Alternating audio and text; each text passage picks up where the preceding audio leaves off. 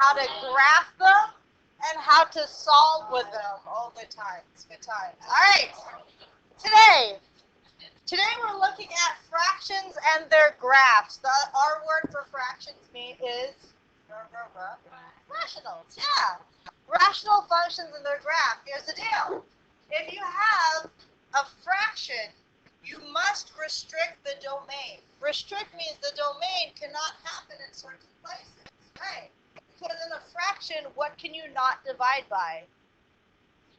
0, right? So wherever the denominator is 0 is a type of restriction. So when it comes to fractions, the most important part is the denominator.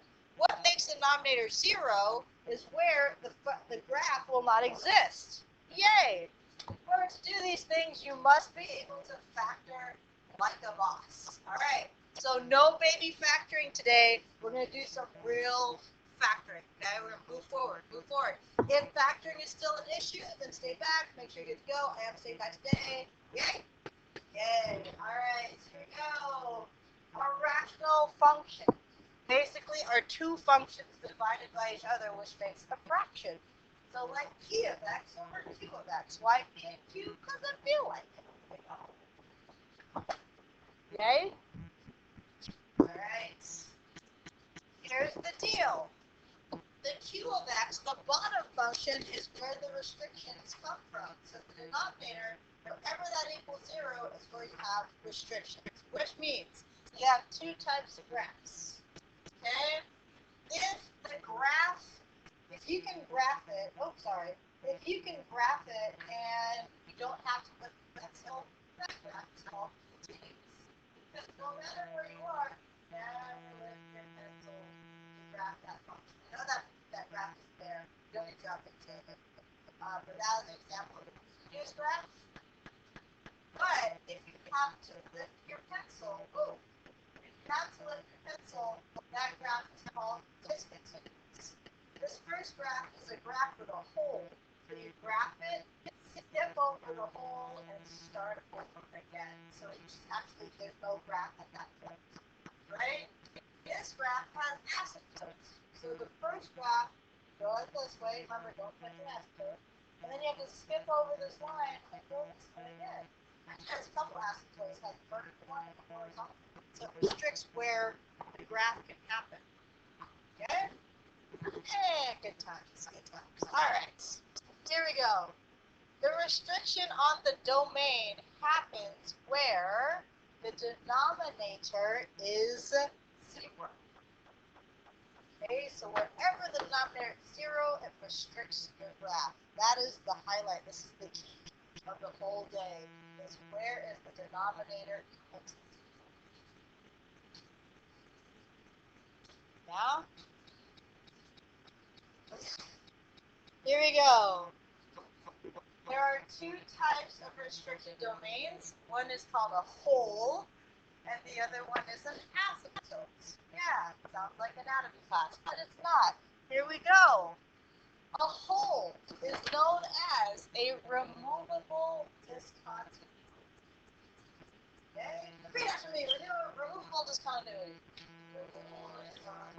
Yeah. Which means you remove just that piece of the graph, right? For example, this is the graph of y is equal to x plus 3 times x plus 2 over x plus 2. Remove the x plus 2, cancel out the x plus 2. So if it cancels, this is where the hole is at, right? And what would make that thing 0?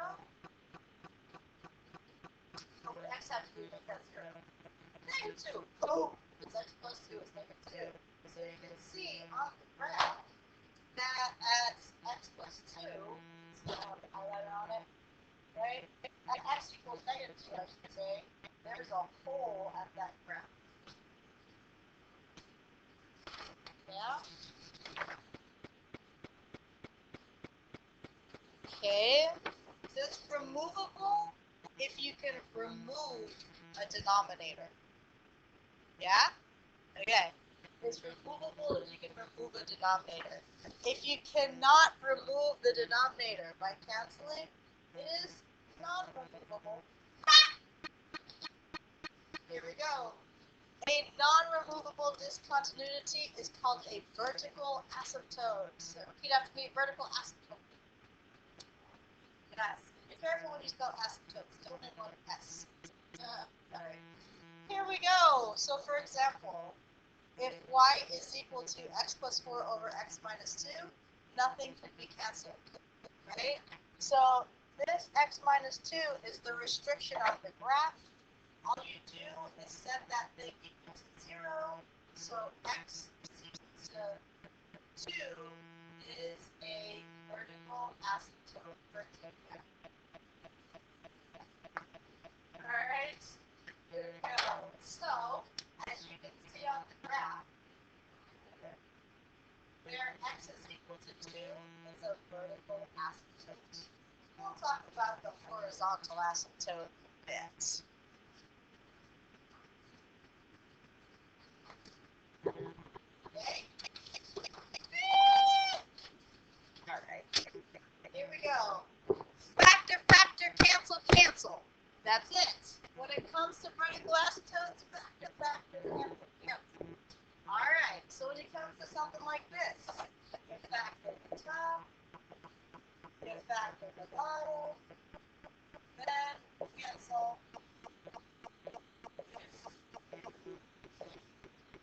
Right? Factor, factor, cancel it. Cancel the whole. If it doesn't, it's an aspect. Alright, so here we go. The top part factors into, to get x squared is x squared, x to x. Yeah, x minus 3x plus 1.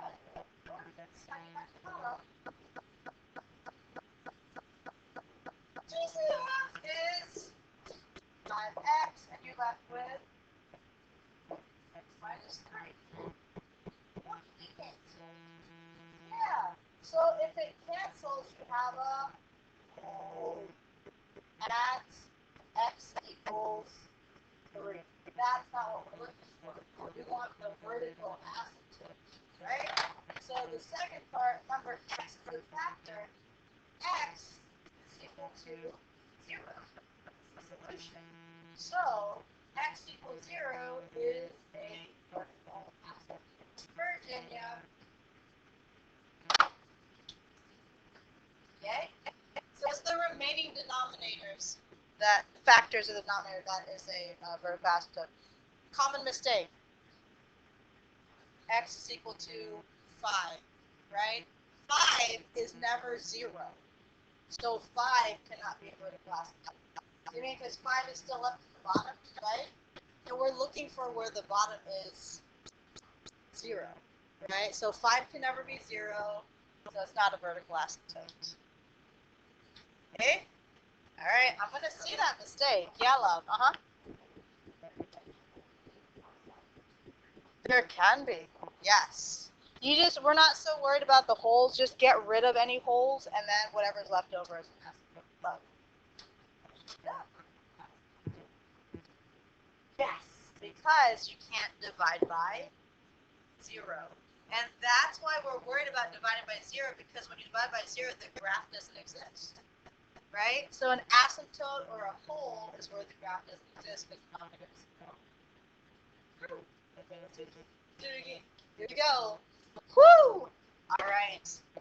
Factor, factor, then cancel, if you can. Yeah? Alright. X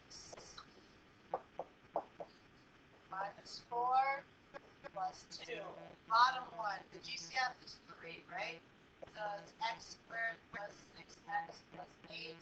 So you're going to get 3 something something. X plus 4, x plus 2. Cancel, so this is a, right?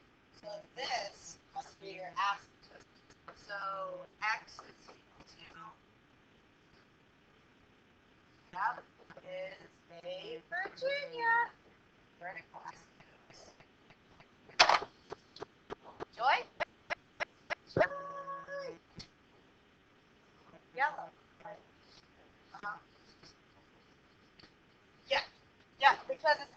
for the vertical asymptotes. I just want to make sure you don't confuse a hole with a vertical asymptote. Okay? Yes. It does not, because can 3 be 0? No. No. Right? Excellent question. There you go, because that is the common mistake is people say 3 is an answer. It's not. Where 0 is an answer. Got it? No? No, okay. So the question from Giselle was, is 3 a vertical asymptote? Well, is 3 0? No. So 3 is not a vertical asymptote. Oh, no, that was it. I was just making sure that was clear. Alright. Here we go. What? Okay. Back to the top. No, can you back to the bottom? No. This one can't be factored. It's not a difference in squares. Okay. So just set it up where x squared plus 1 equals 0. You get x squared is equal to -1. Right? This can't ever happen. Can't ever happen. So that means the denominator will never be 0. Therefore, right, the domain is going to be all, numbers, and there are no vertical asymptotes. Okay? If the denominator can never be 0, then no vertical asymptotes. Sorry, no vertical asymptotes, and your domain is just going to be all real numbers. There are no restrictions on this graph. Okay, so we went backwards. The Virginia part, the vertical asymptote should be the second thing that you find. The first thing you find is the horizontal asymptote. Ah! So you remember it was funny Virginia, right? You're back top and then back top. Hey, funny Virginia. Okay. Guess what? Can you divide by 0? No. Yep. If you can't divide by, if the bottom is never 0, that's all real numbers for the domain. No vertical asymptote. Okay? Okay. Here we go. So at the top of the back page, right, it starts here at the top of the back page. It starts here. It's the easiest thing to find is the horizontal asymptotes. Okay? Because with horizontal asymptotes, you don't factor at all. You don't factor at all. All you have to do is make sure that your equation is written in descending order as far as your degree, so the highest exponent should be in the front, right? 3 cases. If the bottom, the denominator has the bigger exponent, then the horizontal asymptote is always y equals 0. Let me use a highlighter, right? If the bottom one is bigger, then it's always y equals 0. If the top is bigger, there is no ha. Alright? And then if the top is equal to the bottom, then it's y equals the top coefficient divided by the bottom coefficient. How are we supposed to memorize this? What? Practice. You're just going to know. Good now. Alright. Here we go. Cases. Okay? Which case is this? No, not at all. This is why we start here. You don't have to do anything. You just look at it. What's the top exponent? 1. What's the bottom exponent? 1. When top is equal to the bottom, it's y equals the coefficients. What's the coefficient at the top? 2. What's the coefficient at the bottom? 1. So it's just 2 over 1, which is just y equals 2. That's it. Notice the difference? Horizontal asymptotes is y equals, and vertical asymptotes are x equals. That's the tricky part of the test. Because I'm going to say on the multiple choice part, x equals 2 and y equals 2. Which one is the horizontal asymptote? It's the y equals. See, Okay? Good. What case is example 5? Top is bigger, right? See that too? That means top is bigger. No!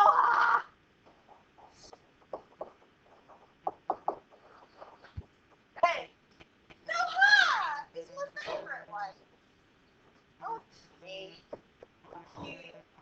Noha because the top is bigger, which means the bottom could divide into the top and it has not.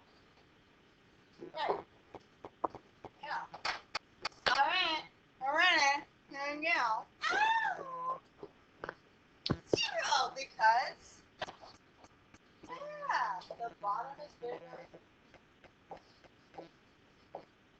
So y equals 0. So you have a horizontal asymptote at y equals 0. Okay, so that's why I said start there, because the next one is, the next step would be to factor and then find the vertical asymptote. So, funny Virginia, right? Do the funny part first, then the Virginia part next. Okay, here we go. The next kinds of graphs are very, very simple asymptotes to find. It is the rule for all of these things, the easiest one. A logarithmic function. The logarithmic function, you just set whatever is inside the parentheses. It doesn't matter if there's stuff outside. Set whatever is inside equal to 0 and then solve for x. Okay, here we go. So for example,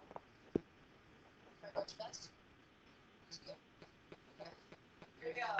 So for example, in this one, we're only concerned about 4x plus 3. Just set that